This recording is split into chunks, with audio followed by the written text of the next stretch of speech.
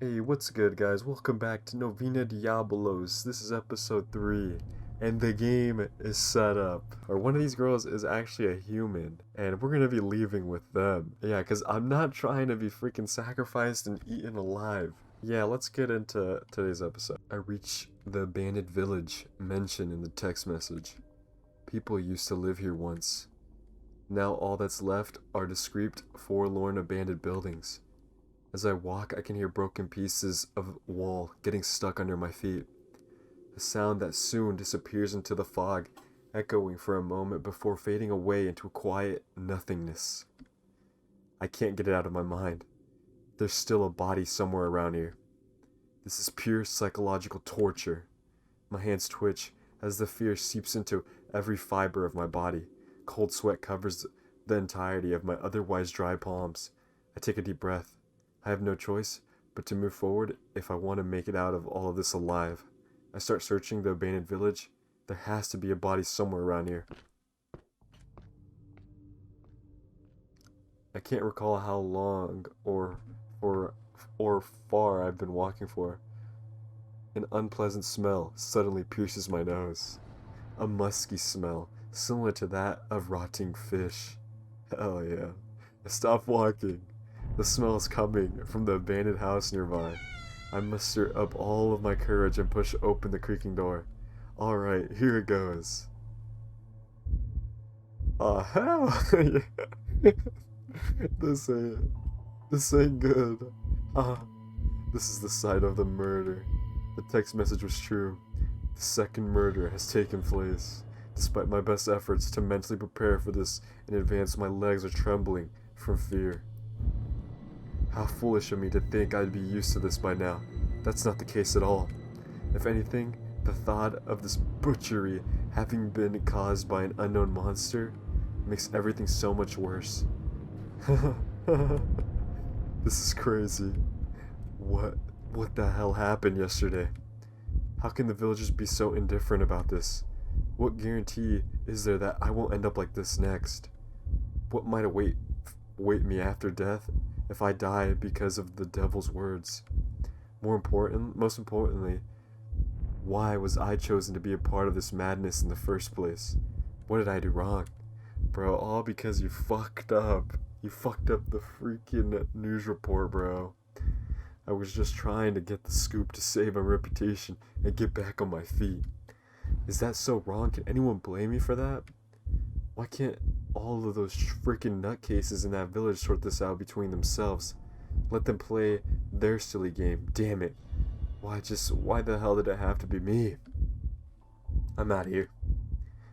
I was never supposed to be here in the first place. All because of the damn car. I should have just waited it out and moved straight past that village. God damn it, to hell with all of this. I never wanted to get involved in any of this. Damn it. Damn it all. Damn it, damn it, damn it. God damn all of this crap. Ah! Phew. Oh jeez. Oh god. Phew. Whoa. Phew, I got this. Huh? Phew. What? I'm honestly amazed at my own speed. Having left the village, I feel a sense of relief. I just stand there for a while and catch my breath. I recall seeing that scary tree on my first day when I entered the village. Maybe I should have just turned back right then and there. I could have just gone back to my car. My own late realization frustrates me. I can't get out of here until this whole farce is over.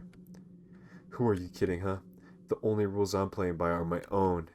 I start walking forward with more determination than ever.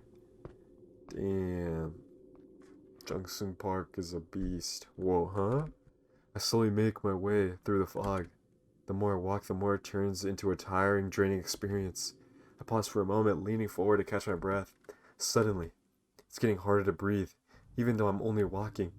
After a while, I stand up straight again and continue walking. If I walk just a little further, I should find my car any moment now. Just about over there. I freeze. Who expected that? I'm sure that I've only been walking straight on, but I suddenly find myself back right next to the eerie tree. I rub my eyes and look around. This is really happening, I'm sure of it. Somehow, I've ended up right back where I started. What the hell?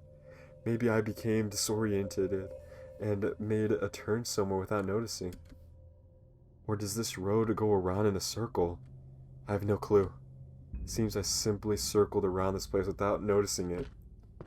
Once more, I begin to walk. This time I look back to see what's behind me every few steps. The road leading to Hope Village is clearly moving away. I'm certain that I'm moving straight ahead. Alright, I got it right this time. I can feel it. Damn. Still, I end up in front of the tree yet again. No way. I'm standing there at my wits' end, helpless and confused. I can almost hear the devil laughing at my misfortune. I grit my teeth, turn around, and head off into the fog again. Oh my gosh. Ha. Ha ha ha ha. Bullshit. I start kicking the tree with everything I got. I kick it, then I kick it again. And again so hard that I end up slipping and falling down. God damn. Crap. My ankle hurts. Fucking dumbass. Phew, ouch, alright. I breathe slowly and get back up again. Though it goes against all the rules of common sense, I have to admit all of this, be it demons and monsters and other unrealistic stuff, is starting to feel surprisingly real. This devious fog is just the torturous cherry on top, really. Is there nothing I can do as a mere mortal human caught in this crossfire? I carefully recall the devil's words. He told me the rules. According to him, me following those rules is the one possible shot I have at surviving this ordeal. In other words, there's no other way. So that's how it's gonna be.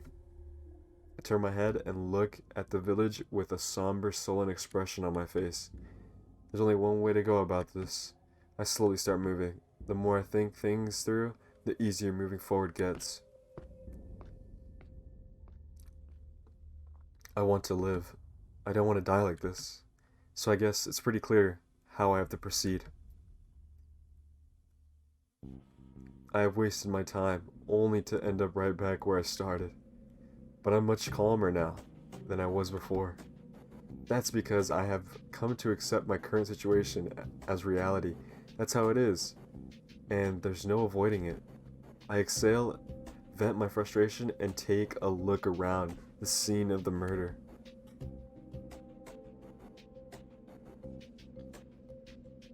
I can see things here that weren't at the last crime scene. This is much more than a simple killing. A madman driven by a firm belief in the devil who offered himself as a sacrifice for one of his monsters. Just a few days ago, I would have thought such madness impossible. My feelings have changed from fear and despair to something different, something closer to anger, or rather, resignation at this insane situation I've been dragged into. There's no avoiding this. I should make the best of it, but I'm having a hard time figuring out what the best is in this case. I need to approach this in a more rational and simple way. I pull out my cell phone and activate the camera. I can't afford to miss any clues and traces. I need to, well, stay alive. You can enter info menu via right click. Alright, time to do some click jobs. Mustering up all of my courage, I approach the scene of the crime with careful steps. Okay. I sigh, take out my phone, and open the camera app. I should make a record of the most obvious things first. The light from my phone illuminates my surroundings. Now then, I should take a look around. What the hell is this, dude? Why is it just some doll hanging? Strange looking doll is hanging from the ceiling. It was hung up by its neck. I have a bad feeling about this. Considering what this might mean, I take notes on the doll. Alright, should I keep looking around? This is like the obvious stuff. Is there like a 1, 2, 3, 4, 5, 6? Wait, 1. Okay. I just want to make sure I can look at all the clues. What else is this? There's a poster on the wall. Alright, now that clearly looks suspicious. I look at the poster eagerly expecting to find something important. He was in this building just before the collapse. Who is he? Or does this mean it? The victim seems to have been given information about the monster. However, the information is sparse, and the monster's true nature is never mentioned in the text. I read it again from the top, thinking it could help, but finally step away with a deep sigh. Okay. A suspicious wooden box stands out. It's like it's begging me to open it up. Take a closer look at it. The box is completely empty. Oh, come on, you gotta be kidding me. With a loud grunt, I heave myself up. Okay, let's look at the body. Classic. How terrible. I can't imagine the kind of pain this man must have felt. There are deep wounds all over the body. Each wound is so deep, it can't simply be ignored. The victim must have felt tremendous pain. I finished my examination of the body. Alright, should I keep looking around? Yeah. Okay, there's 3. What's this? I open up a large metal case. Cough. Dust rises up. This hasn't been opened in ages. I peer inside the case, my throat's still itching from all the dust. Cough. However, there's nothing inside. This whole near asthmatic experience was for nothing. I'm gonna close the case and get back up.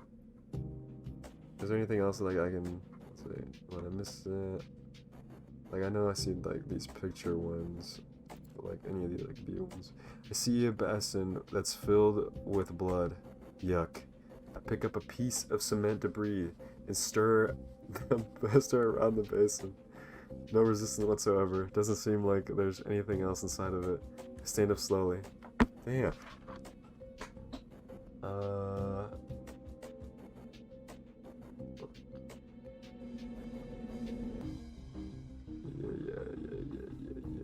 The ceiling. Alright, man, I guess that's... We got 3 pictures left. It looks like it. Okay. What's this? I discovered a hidden piece of paper. What's this, a suicide note? It definitely is a suicide note. This seems to have been written by a religious person planning to become a martyr. The person who wrote this was terrified. It's hard to understand what he was writing about, but I make sure to make a note of everything. Alright, should I keep looking around? What's here? I spot a board in the corner. I know this language. It's an ancient language of demons. Ancient demon language. It's as if I suddenly know a language I've never heard of before. Kinda creepy.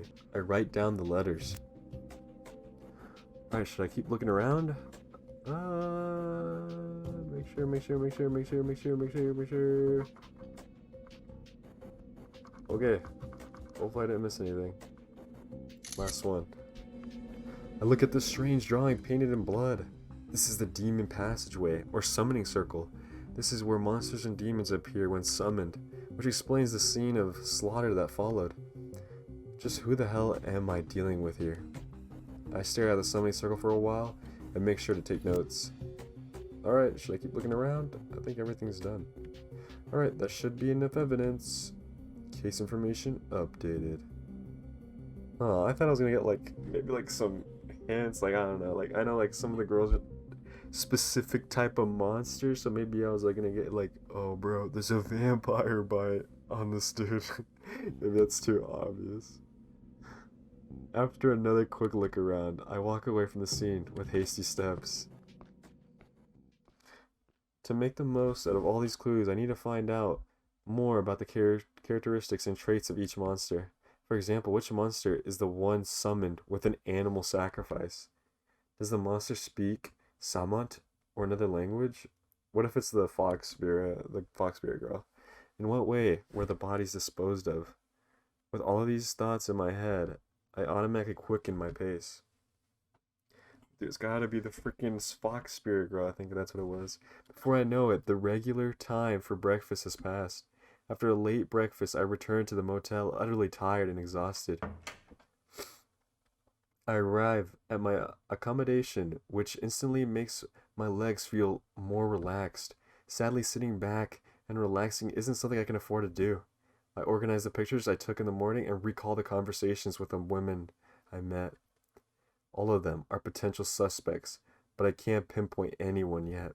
The monsters' transformations make them impossible to distinguish from humans, so I can't afford to arouse suspicion by following them around and looking at them too closely. A single mistake? That's all it takes to ruin everything. In that case, it's clear to me what I should be doing right now. Trust is the key word here. I have to let the monsters keep thinking they're successfully deceiving me, and prove to the woman in the same situation as me that I'm a trustworthy person. So, from now on, when I meet them, I can't afford to show any sign of doubt. As long as I don't display doubt and distrust, they won't catch on to me either. Alright, I get up and start walking towards my destination. The motel owner, he's still sitting there. I let out a quiet sigh and try to walk past him unnoticed. 여자들 꼬시러 가시나? Sure, buddy. I stop and slowly turn my head to look right at the motel owner. 농담이요, 농담. Hey, just a joke. 뭘 그리 노려보시나? 에? 설마 정말이었어? Oh my gosh. He's 야, right. 이거 전쟁 중에도 연애는 한다더니. I still can't figure out this guy's agenda. How much does he know about me? Is he a servant of the devil or just a regular villager? Does he want to see me dead or is he just a bystander? I don't have answers to any of these questions yet. In that case, I would like to conduct some interviews with these women. Do you happen to know where I might find them? I should be very direct in my choice of words and then I'm out of here. 인터뷰라. 참 가만 보면 부지런하셔. 뭐 여자 손님들이 어디 갔는지는 대충 압니다. 이 근처에 지세가 좀 험하지 않소. 그래서 손님들 동선은 항상 파악하고 있거든. 자, 이리 와보시오. 알려드릴게. What a nice guy he's showing us. I approach the motel owner, who opens his notebook and starts explaining things to me, even going so far as to writing it all down for me. 우선 이 현미나 양은 며칠 전부터 방에서 박혀 나오질 않아요. 만나려거든 방으로 직접 찾아가셔야 할 거야. 그리고 유채린 씨는 호수에 간다고 하더이다. 유는 말 안 해줬어. The lake. 그 다음에 이 한세희 씨는 저쪽 백아촌에서 뭔가를 찾아본다고 하던데.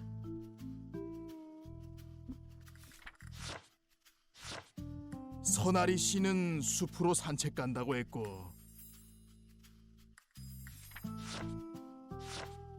최시리 씨는 학생인 줄 알았는데 아닌가 보더라고. 조용한 데를 물어보던데 뭐 수련을 해야 한다나? 그래서 지금 아무도 안 쓰는 폐교를 추천해주긴 했는데 거기로 갔을진 모르겠네. 여튼 다들 나간 지 얼마 되진 않았으니까 빨리 가면 만날 수 있을 거예요. Thank you. I nod curtly, then turn around and leave the motel. 해지기 전엔 돌아오십시오. His voice booms out behind me as I leave.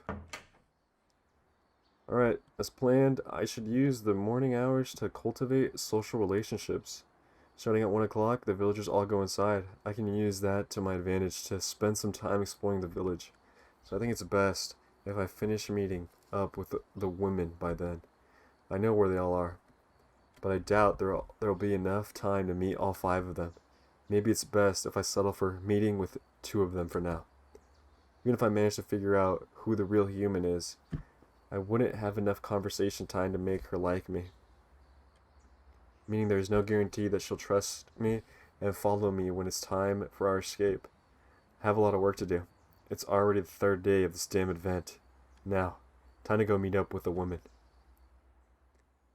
Okay, use the go button to meet with the person of your choice. Okay. Timid, quiet, shaman, snobby. Oh yeah. lawyer, snobby girl, uh, monster info. Okay, yeah, I can now remember. So we got a vampire, succubus, witch, undead, and a fox spirit. Alright, if I'm... Alright, so... Okay, no, it tells us right here anyways. Okay, witch, succubus, vampire. Okay. Let's go... Who should we go for first? Should we just go with Amina first? Honestly, I was thinking about doing these two first. It's funny that they're both there. I'm gonna do Mina because she's already at the hotel and we're at the hotel, so I feel like that makes the most sense. And I was gonna do Nahari because she was nice to us in the hallway. And then after that, I was gonna go with Rin because there's no need to explain this line, right? Okay. Alright, let's go to Mina. Alright, let's go. Do you want to visit her? Hell yeah. Meeting require points. You have 18 points in total. What? Meetings increase the trust. Good endings need high trust to unlock. Ah, crap. Okay, I should go see Mina. Mina, that's her name. I haven't even really spoken to her yet. She's staying in the room 202 on the second floor. Could she really be the vampire mentioned in the tale? As of right now, I don't know anything about her, really. Honestly, I don't even know how to start this conversation. Hesitant, I stand in front of the Mina's door for a while, but then I knock.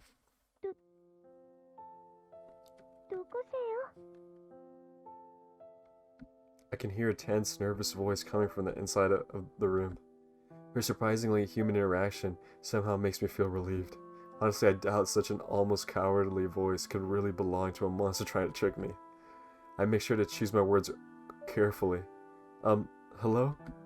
My name is PD Jung-Sung Park. Are you familiar with the program called News Trace?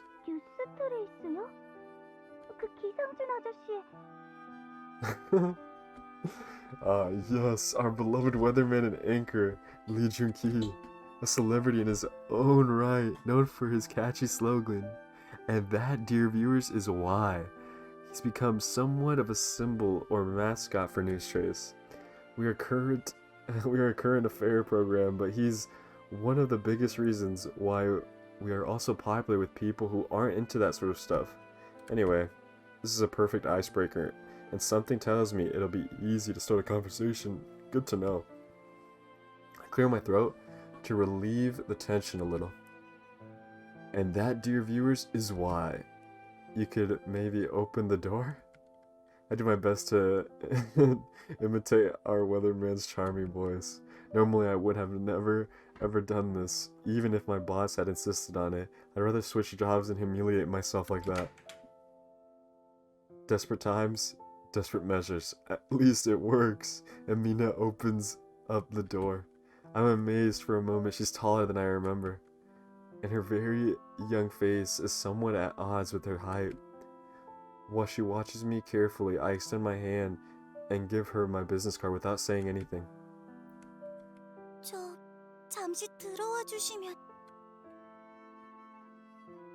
Thank you. Mina closes the door, making extra sure it's shut tight, then sits down and exhales. She looks like she's just been through a highly exhausting ordeal. Take a look around and find a place to sit that's not too close to her. She looks fragile and vulnerable, and the last thing I want to do is scare her. I think it's best to maintain an appropriate distance. Nice to meet you. Your name's Mina Hyun, is that right? 네. 어떻게 아셨어요? The motel owner told me. Said he's worried about you never coming out of your room. 절 걱정하신다고요? Her voice is filled with fear and confusion. I don't know how to react, and the weird atmosphere makes it difficult to continue the conversation. Think about the motel owner for a moment. His eerie, dirty face pops up in my mind. He's part of this village as well, meaning he must somehow be connected to the devil too. But there's no way young Mina here would know anything about that. I can't tell if she knows what I'm thinking. Mina stares at the business card I handed her. Something highly worrying appears to be plaguing her mind. Her overly cautious attitude is a little frustrating because it complicates things, but at the same time, I can absolutely understand her concern. I don't think I'd ever fully trust someone I've never met before either. PD님이라고 하셨죠? Correct. New Trace's very own PD Jung-sung Park, in the flesh. She hesitates once again. This is not how a conversation is supposed to flow. You know, that recent case about escalating gang violence cases? I reported that and helped solve it. I boast about one of my biggest accomplishments, hoping it makes her have a little more faith in my trustworthiness. Truth be told, I was merely the assisting PD in that case, but I still play a large role, and the story was widely reported. However, Mina just shakes her head. Oh, well, you really haven't heard about that one? It was a pretty big deal. 죄송해요. 제가 그 프로를 자주 보는 건 아니라서. Oh, no big deal. There's nothing to be sorry about that. So what about the murder case at Muyeong Middle School? 몰라요. 죄송해요. The two biggest accomplishments in my career discarded just like that. Ouch. I scratched my head in confusion for a moment, but make sure to quickly put on a cheerful expression. So any episodes or reports in particular that you do remember? Bro, Jung-sung Park, bro. You're not a big deal, bro. I hate to tell you. My girl Mina here does not know you. You're irrelevant, bro. No clout. 강아지 사건? What episode is it? Oh my. 그거 되게 무서웠어요. The dogs and the puppies. The dog puppy case? Seo-kun Kim's work. Oh, it was Kim, our boss. That case shook the whole country, crap. I remember that. I was still a rookie, and Kim gave me a hard time. Still, it felt rewarding. Those memories shaped me and taught me what kind of person he really is. Anyway, at least this is something to tie our conversation together. Oh yeah, that one. I worked on that too. Finding people and getting testimonies from them was really difficult. But at the end of the day, the culprit was caught, so everything was worth it. I'm still very proud of it. 그러셨구나. 대단하세요. Mina still sounds somewhat confused and uncertain. I think my positive attitude is starting to do its job. Yet, I can't help but feel there are still some barriers in place here. I decide to wait a little so she can maybe shake those remaining feelings of doubt. Mina stays silent for quite a while and clenches her hand so tightly that my business card is being crumpled. 피디님, 제보할 게 있어요. She got a report for me? She breaks the silence, having finally made up her mind, it seems. I nod and pay attention. With a serious professional look on my face, I take out my always ready pen and notebook. And Mina comes closer, sitting down next to me. I'm happy. This means that I still give off the impression that I'm good at my job. I listen attentively. 이 마을 뭔가 이상해요. There's something wrong with it. 그것도 아주 많이. Actually, that was my first impression as well. Have you seen anything in particular? 본 게 아니라 저 겪었어요. What happened to you? Mina looks at me, her expression conveying a sense of utter helplessness and paralyzing fear. The fear in her eyes is so deeply rooted that it somehow even manages to send chills down my spine. 저 이 마을에 왔는데 갑자기 안개가 꼈어요.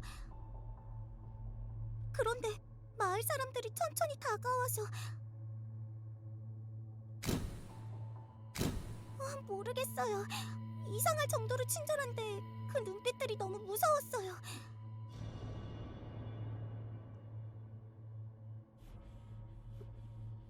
저 그래서 여기서 나가게 해달라고 하니까 Holy shit. 갑자기 바닥에 머리를 찌우면서 피가 날 때까지 찌우면서 용서해달라고 소리치는 거예요. 그래서 도망가려 했어요. 그런데 이상하게 계속 같은 자리를 맴돌고 사람들은 다가오고 어찌할 줄을 몰라서 막 달리다가 이 여관에 도착한 거예요. It's a pretty disorganized story, but it sure does sound scary. Mina felt threatened by the villagers and tried to escape the village, but the fog caused her to go in circles, always leading her back to the same place. I can't even imagine how having gone through all of that must make her feel. Mina is trembling. Talking about it must have conjured up vivid memories of the experience. 다행히 여관에까지 쫓아오진 않았는데 창문 밖으로 보니까 근처를 계속 서성이고 있고 그 이후 너무 무서워서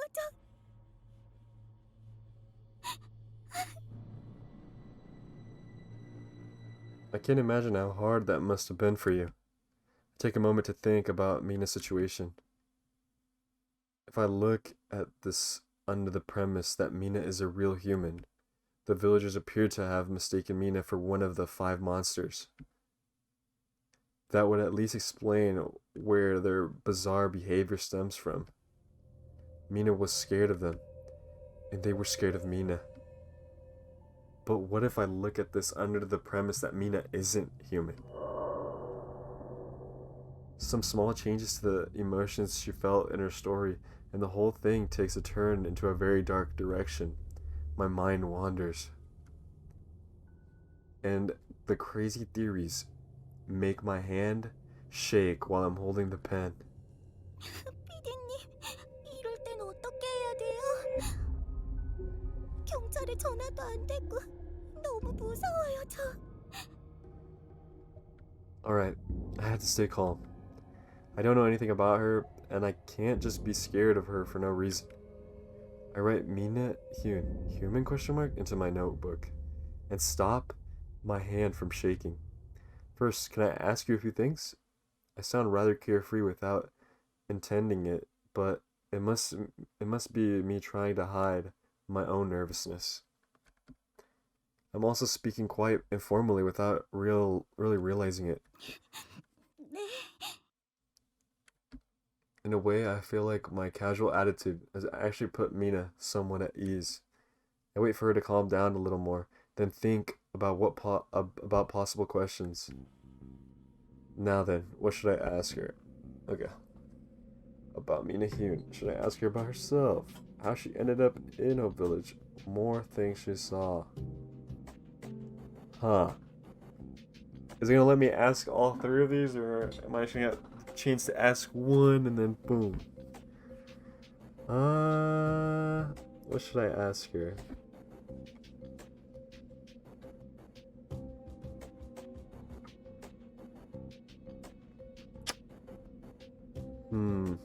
Okay, let's ask her how she got here, or more things she saw, or about her. Bro, I don't freaking know, man. I really hope I can ask all 3 of them. Or let's just ask about her. Can you tell me a little more about you? I only know your name so far, really. 저는 그냥 학생이에요. 고등학생이요. A high school student. Okay. Anything else there's to say about you? 네, 없어요. It's a very simple question, yet enough to unnerve her. My gut tells me that she's hiding something. Are you sure? This isn't even something where my professional institution is needed. Mina simply isn't good at lying. Considering the circumstances, I decided to skip the question for now. Looks like I didn't get any useful information after all. Okay, I think I can ask every single one. Now then, what should I ask her? How she ended up here. Can you tell me how you ended up here? 저는 이 마을엔 그냥 우연히 들어온 거예요. 안개 때문에 길을 잃어서. Really? I actually came here after having wandered through the fog myself. The fog is really thick. I heard it's gonna take a while before it clears. 저는 이 근처에 살거든요. 하지만 이렇게 안개가 심하게 끼는 곳이 있다는 건 처음 알았어요. So even Mina, who lives in this area, has never experienced this kind of fog before. One more reason to assume this is something artificial rather than natural. Whether it's the work of the villagers or the devil himself, this is of a supernatural origin. Well, even if you live in the area, this place is a little too remote for a girl to come here all alone. Did you run away from home? A falling out with your family? 네, 맞아요. Huh. Mina's reply seems highly evasive. It's obvious she's lying, but I don't know enough about her to inquire further and dig deeper. I guess I should be content with having found out that there's something she's hiding. What about your family then? Any family members that live here? Mina just shakes her head slowly. What is up with her glum expression? Looking at Mina, I decide to move on and ask the next question. More things she saw. Did you see anything else? You know, something else about the villagers? 마을 사람들이요? Yeah, every little detail helps, so is there anything you can tell me? I tried to reassure her, to get her to talk. If she saw anything else, it may serve as a clue how to increase my chances of survival in this damn place. 저 죄송해요. 더 이상은 잘. Oh, I see. You sure? Mina simply bows her head and apologizes. Well, I can't help it. There's no use in trying to dig any deeper, so I decide to move on to another question. That's it. There's nothing else I can ask. Glossing over all the questions and answers only provides little information. In my opinion, it's clear that Mina is hiding something. But with what I have right now, there is no way of knowing anything more than that. If anything, all of this has done is make me more suspicious of Mina. 저 죄송해요. 저 아무런 도움도 못 되고. What? That's not true. You had the courage to tell me about what happened, didn't you? That's very useful. Not many people are that brave. Don't worry. You can leave the rest to me now. Okay? 감사합니다. 이 마을에 피디님 같은 분이 계셔서 정말 다행이에요. 저 이제 다 끝이라고 생각해서. It's okay. You can rest assured now. Don't worry. I'll stay in touch and let you know and tell you about what I find out. A small yet bright smile lightens up Mina's face. Cute. My confident approach seems to have worked. Shamelessly hiding my true feelings is one of the strengths of my job has taught me over the years. We end our conversation, with us both having deceived each other while withholding information. I'm concerned. If Mina is a real human, there's no way lying to each other like this will lead to a trusting relationship. I think I need to find out more about her. 조심하세요, 피디님. 이 마을 정말 이상하니까. Don't worry. This isn't my first rodeo. 네, 피디님만 믿을게요. I look at the closed door and then head to my next destination, lost in thought. Mina Hyun. There's really not a whole lot I can say about her as of right now. But what I do know is that she's hiding something, and that fact alone is highly concerning.